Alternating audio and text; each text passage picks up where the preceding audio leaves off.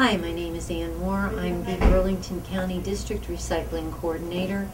I've held this position since 1985, and I have a degree in environmental sciences from Stockton University.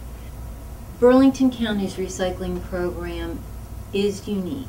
It actually began as one of the first shared services in the state of New Jersey back in 1982 when the freeholders entered into a pilot program that was voluntary recycling in 4 towns. To have the recyclables collected, they entered into an agreement with the Occupational Training Center. The Occupational Training Center is a private, nonprofit agency that trains and employs individuals with disabilities. So the OTC is the code name for the Occupational Training Center, is not a county department, but they are integral to the county's recycling program. So the focus of the budget discussion and the budgets that you're going to be reviewing are those that are tied directly to the OTC's recycling operations. The recycling operation is part of the larger solid waste department, and solid waste is funded through a solid waste utility, so it's a little different. It's not funded through the general county tax dollars. The county owns a landfill that straddles the border of Florence and Mansfield Township, and every load of garbage that comes into that landfill has a fee associated to tip. So the tipping fee that's charged on each ton of garbage is what is used to fund the solid waste operations through the county. That includes operating the landfill, our household hazardous waste facility, metal recycling, tire recycling, wood recycling, and a big component of that operation is the regional recycling program. The costs to run this program are about $9.8 million a year. Now, the unique thing about the county's arrangement with the Occupational Training Center is that it is a cost reimbursement agreement, meaning that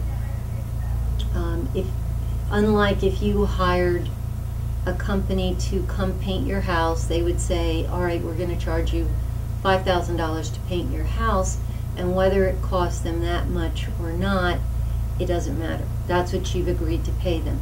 In this case, the county pays only for what OTC actually spends to operate the program. So the cost of salaries for their drivers, for their sorters, the cost for fuel, for insurance, for electricity to run the recycling center, those costs are tallied up, and against them are credited the amount of money that the OTC makes on selling the recyclable materials that you put at the curb. So paper, cardboard, bottles, including different types of plastic, aluminum cans, steel, all these commodities have a value. The tricky thing is that these commodities can fluctuate dramatically. When the global economy crashed in 2009, that year, recycling revenues, like the real estate market, like the financial market, had reached unprecedented peak levels. When the economy crashed, recycling markets crashed. So the program went from $6 to $7 million in revenues down to $3.7 million in revenues within the span of the year. It's very difficult to plan for that type of happening, and it is also very difficult to recover from that type. Now, fortunately, we do take a lot of steps to control costs. We implement programs to make our collection more efficient, and we continue to do that.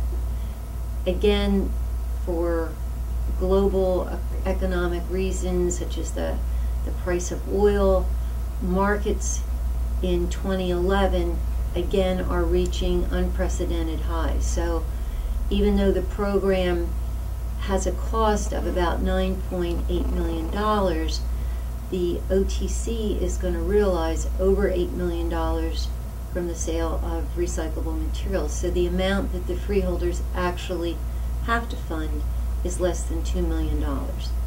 That's important because we look at how our service is charged in terms of a cost per household. So even though the towns don't pay for this directly, we still think of it in terms of cost per household. And this year our costs are under $1 a house per month, which is cheaper than a cup of coffee at Starbucks, which is a pretty good deal. And the freeholders have always stressed to our department that it's important that this be an efficient economic program that also has an environmental benefit. And I think we've been able to do that, and we're looking at additional things that are going to help us become even more efficient. The big thing is that the county is moving from collecting recycling in 2 trucks to what's called single stream recycling. To do that, we need to have a major capital investment at the current recycling center and replace equipment that is about 14 years old with brand new equipment. Once we do that, instead of residents having to have one pile for paper and cardboard and a bucket for bottle and cans, they'll be able to mix everything together. That's called single stream recycling, and based on the analysis we've conducted, that should save the county about $1 million a year in program cost. And our goal is to have this retrofit completed and the single stream recycling in place by the end of 2012.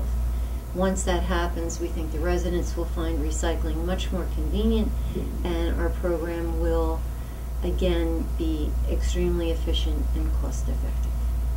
Recycling and any type of collection in the solid waste industry is a dangerous operation. It's ranked 7th as one of the most dangerous occupations in the country.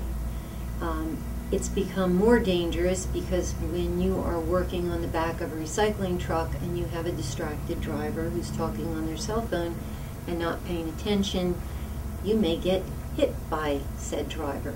So one of our steps that we're doing to control the safety of our workers is to move to a cart program where we're using automated trucks and carts to collect recyclables, so that we only need one driver inside the truck. They don't have to get out. They're not exposed to the general public or distracted drivers. That is going to help save our workers' comp costs, which can escalate by several $100,000 a year if there are serious accidents. The other factor that can swing dramatically, and anyone who has a car realizes, is the cost of fuel. This program covers all 40 towns. We drive by 160,000 homes every 2 weeks, and our trucks drive over 800,000 miles a year. Our fuel costs can range from $500,000 up to $750,000 over the course of the year, depending on the price of diesel. So we are absolutely looking at improving route efficiencies, looking at route software programs that ensure that when the drivers are out driving through a neighborhood, they're taking the shortest and most efficient routes possible. The other thing that we're looking at is improving our education so that the residents are only putting out materials that we can recycle. People have the mistaken impression that, gee, if something is labeled that it's recyclable, then it must be recyclable, and that in fact is not the case. So we try and educate residents so that they are not putting plastic containers that are types that we cannot accept. They're not putting out plastic bags, which are a major problem for recycling facilities, and other materials that we have to invest dollars in number one, driving by and picking them up, and then wasting labor to sort these materials out at the recycling center, pull them off of a sorting line, and then have to pay to ship them up to the landfill and be disposed of. So there are the major challenges that we are going to be working on in the coming year to further control our costs. This program is one of the largest regional shared services in the state of New Jersey, and it is the only program that is fully funded by the freeholders through our landfill tipping fees. In other counties, in some cases, the resident has to contract directly with a trash hauler for recycling services. They may have to drive their recycling to a location. Their town may have to pick up the recycling or pay someone to do that for them, or the counties may charge the towns for recycling services. So we are unique in that this is the only county that is fully funding recycling for our towns and our taxpayers.